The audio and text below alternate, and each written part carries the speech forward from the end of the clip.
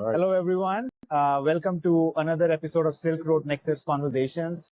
Right now, I'm sitting in the Reindeer booth at Manifest 2026 in Vegas, and with me is Yair, the CEO of Reindeer. Yair, if you can quickly introduce yourself to our viewers about your journey reaching here, that'll be super great. Hi, I'm Yair. I'm the founder of Reindeer AI. Before Reindeer, I was in the data space. I had a data pipeline at a service company, Illuma, that got acquired by Google. I spent the last decade doing integrations for large companies' ERP systems into the cloud. And then about a year and a half ago, saw everything that's happening with AI and how this technology is so transformative into the way the world works even, or we work. I decided to start another company in that space. So we started Reindeer AI in order to envision the future of work and to see how AI can impact how real work is done.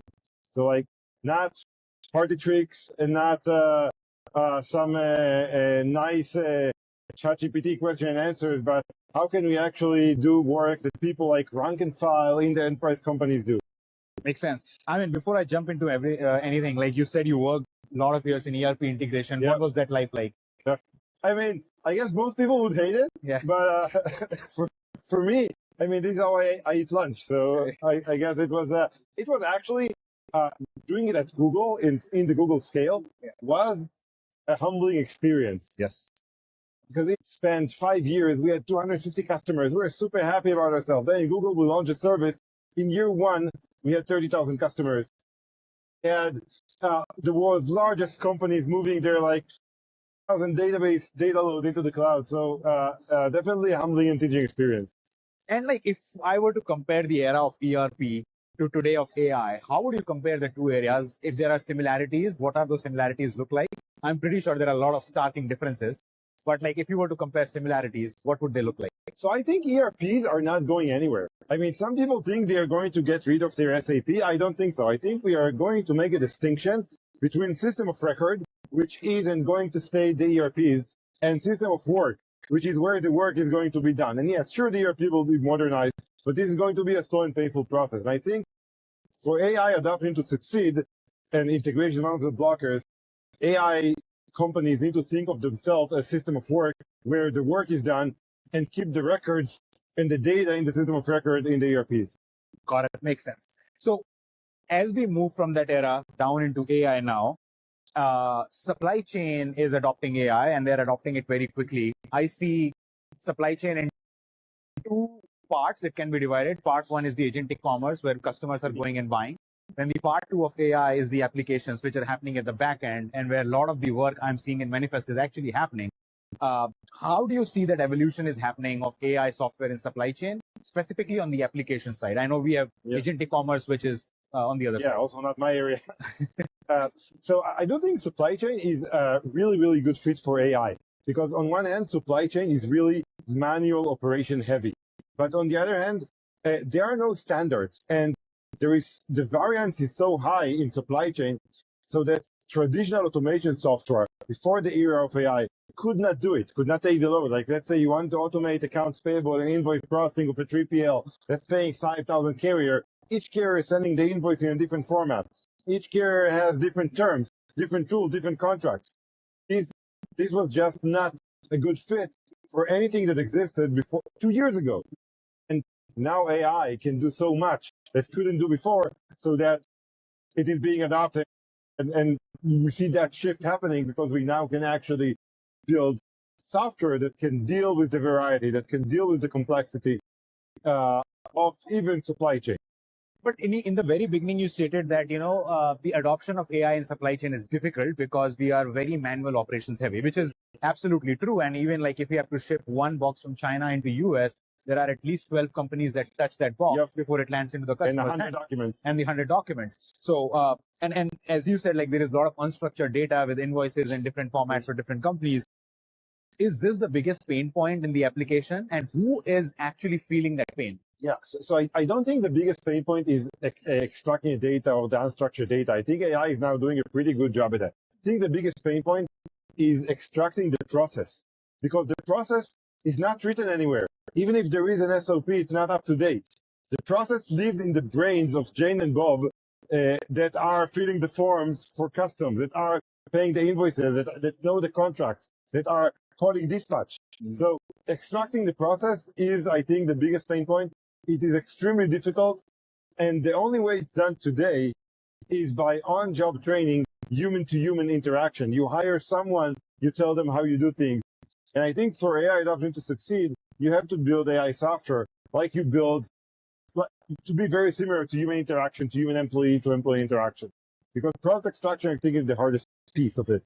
And do you think like the extracting the process is difficult because it has a lot of context available and that context is missing from the systems and it's kind of stored with people and people are not very good in transferring a lot of processes? It's like kind of become one-man job and then that person becomes indispensable at a certain point in time. Yeah. So I think it's both context, but also a lot of exceptions. So there are a lot of edge cases, and when you try to write it down, you never think of all of the edge cases. But once you're enough time with the company, with the business, then you know the edge cases already. You know what to do in every situation. And maybe on the first one, you would call someone else that has been longer than you, and they would explain you what to do. And then at some point, you become trained in all of those edge cases. And I think, like, trying to map them out is very, very difficult. You need to be able to understand, like, in real time, is this an edge case? Do I need to ask a question? And if yes, who to ask? And by the way, it's another problem of AI agents, because AI agents usually, like, the general tendency is to make stuff up, when they don't know, instead of asking questions. Hallucination, basically.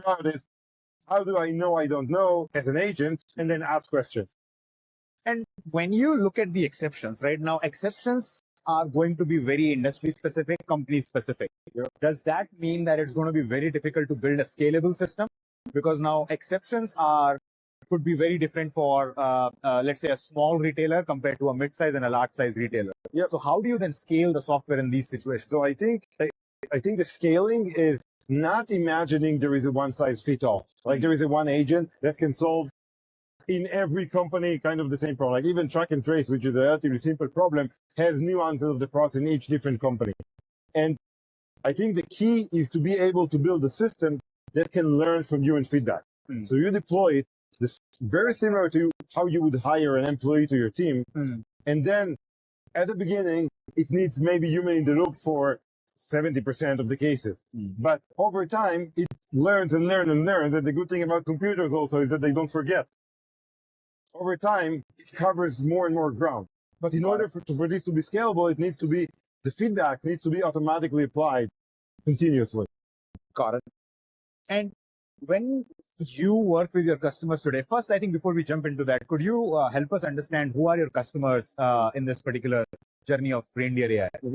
Yeah, so specifically, Reindeer, by the way, has not only logistics, but also financial services. But here we focus on logistics and supply chain. Okay. In logistics and supply chain, we service 3PLs, freight forwarders, we service CPGs, we serve one of like the top 3 CPGs in the world. So it could range from transportation to warehouse and operation, then 3PLs. warehousing, finance, and also risk and compliance. Oh, okay. Especially in regulated industries. Got it. And what are some of the biggest pain points that you're hearing from your customers? I know you are working on different sides of the business and touching various value chain aspects of the supply chain itself. But if we were to look at 3PLs, what is the biggest pain point that you see at 3PLs that are coming to you and saying like, okay, this is something that we can't handle manually or is costly to handle manually? How can AI automate those processes? So I think the most obvious thing, of course, is the cost of doing things manually. But I think that is not even where you can get the most gains. Because yes, you can do cost saving, but it's more interesting when it's revenue capture. So for example, one big problem for 3PL is quotes.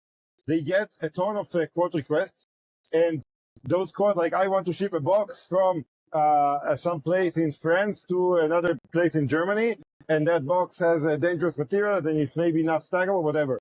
And then first, someone needs to review the quote request to understand, do I have all the information or is there any missing data? If there is missing data, there is ping pong with their customer to understand what data is missing. Then you need to go to your internal pricing system to get a quote for that once you have all data, and then to get the quote back to the customer. That process usually takes days because it involves humans, and you get an answer, you send something back, maybe you don't check it until the next day.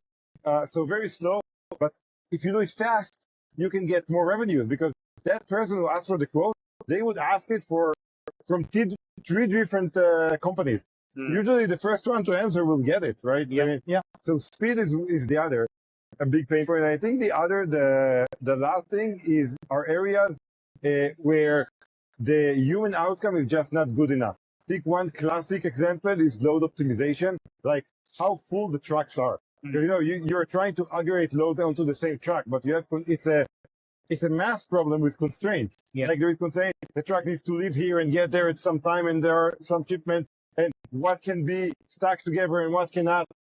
That today is done by people in the warehouse telling the guy with the forklift where to go. Yeah. Automating this again can improve the optimization of trucks. Like let's say today, industry average are 60%, 80% is amazing. So improving that can again improve efficiency of the business, and it's a low margin business. I mean, that's so apt because I work in optimization as well myself. And I have seen our system could design the best possible optimal outcome. But then when it goes down to the floor, people actually take manual decisions disregarding what the system had decided. So that is another problem. Like, how do you build adoption of the software and the outcomes Yes. on the That's floor? actually big. Also, it's not only adoption, but also trust. Trust. How do you build trust? Because trust in AI is relatively low, and the forgiveness to AI mistakes is much lower than forgiveness to human mistakes. Yes. Yeah. Yes. Makes sense. Can you walk us through like one specific problem and how Reindeer AI solutions have been implemented? The reason I'm kind of trying to go into this is I want to understand how Reindeer AI is stacked on top of existing applications like ERPs, WMSs, or even autonomous orchestration systems that are coming up. And how do you stack on top of that? So with an example, can you help us understand how people integrate? So I can walk you through an example of accounts payable paying invoices in CPG. Okay. That is a very complex process. You get an invoice. That invoice has a ton of line items, a ton of fees, and each vendor has different terms, different contracts. What ends up happening is you get an invoice. You need to pull the fulfillment sheet, which shows what was actually fulfilled. Compare it against the invoice. Usually the fulfillment sheet you get once a month, so you need to pivot it, and so you download it, work with Excel, get the right data, pivot it, compare fulfillment sheet against the data in the invoice. Then you go to the contract and you authorize all of the fees. You see, like, okay, I got first pick fee, additional pick fee. What is the expected total fee against what I was charged? There are always discrepancies. Yeah. What is my tolerance to those discrepancies?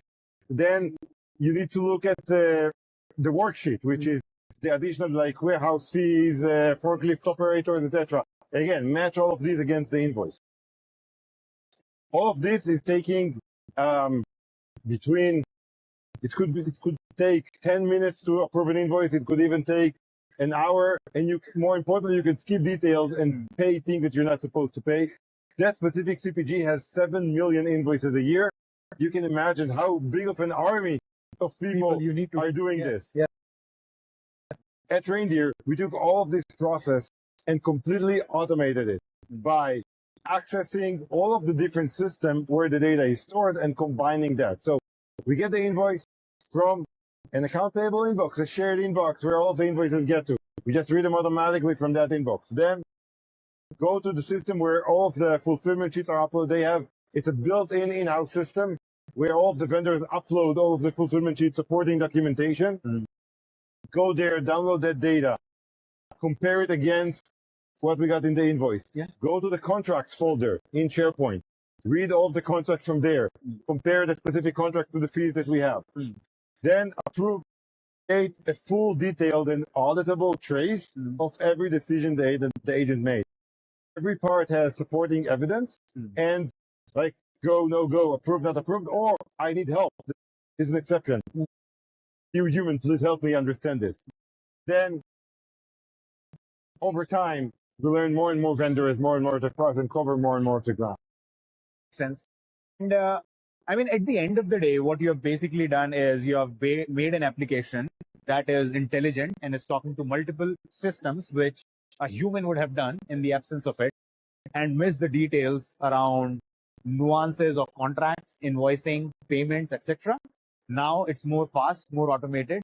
So does that mean that a vertical of jobs that were supposed to be doing this could be saved, and that personnel could be re-energized to a different location or a different process? Yeah, so I think usually what ends up happening is that those people are still doing the things that require thinking, that require special handling. Like I need, like that company is out of their credit line. I need to call the director to approve it. That will still be done by people. Okay. But everything that is not human decision making can and should be automating. What is being saved is the specific repetitive part of, oh, I need to read the data again from that invoice. I need to open that ERP. I need to download that and pivot that. So these things are being saved. There is still some work, some decision making still needs to be done. Yeah. Okay. And at the end of the day, like, what happened in the markets last week is that Anthropic made a model for the legal system, and people have taken that to be a generic statement that probably other SaaS big companies are under threat, that now AI you can actually build software. But I think there is a different layer of software which people kind of are not understanding, is managing the software, security, services that go along with it, horizontal and vertical integrations. How do you see this industry in supply chain evolving? And do you think there is an AI threat from Anthropic or ChatGPT or OpenAI that can now do all of this work much faster and much easily? Yeah, so I'm not sure it's coming from the hyperscaler, but I do think SaaS has a problem, because the moat in SaaS used to be the software. I wrote the software, and now I have the software, but now the cost to build it are extremely cheap. Yeah, have gone down significantly. So it's like in the past, the SaaS margin were 70%, 80%. The prediction is that they're going to go down to be very similar to lower margin businesses that have no specific moat. Yeah. People will still buy software. It will just probably going to be cheaper.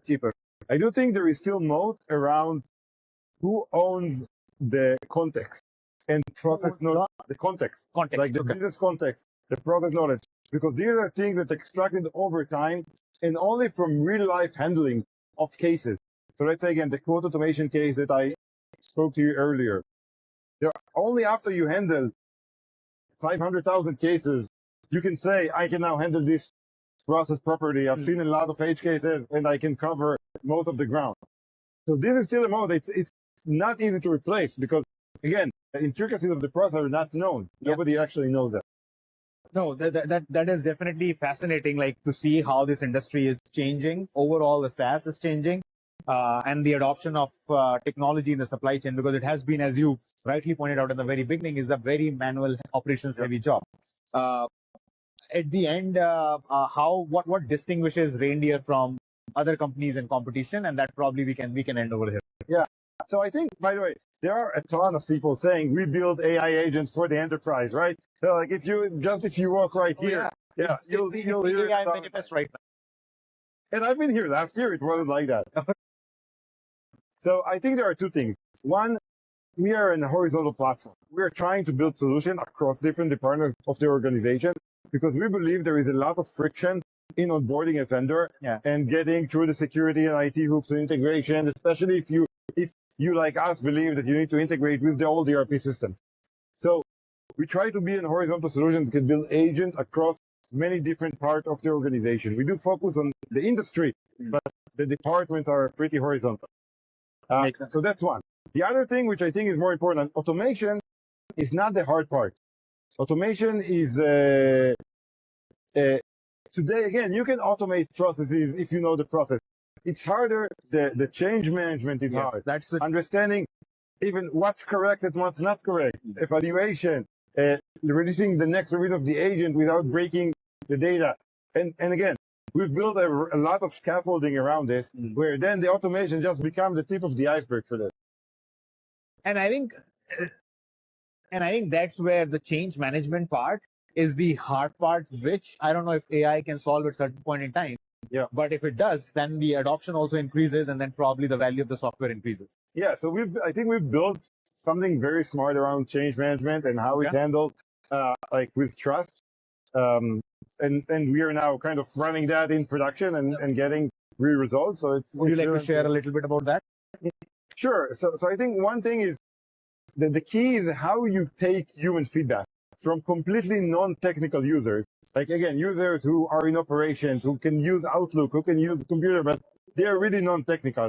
How can you take their feedback, turn it into what in machine learning AI they call a ground truth data set or a golden data set, because you don't have annotated data at all. Yeah. And then create a smart evaluation around that. So I can actually give every agent a score. I know this agent performance is like 88, and I have a new version. This is 90. And if it's 87, I need to roll back and go to the 88 version. And this is generated with smart ingestion of the human feedback. Makes sense. That is super cool, because like if you can then rank your agents, you are continuously reinforcing feedback into them, and then you're making your older agents better and better and better over time, which increases trust at the end of the day. No, thank you so much, Yair. That was a pleasure.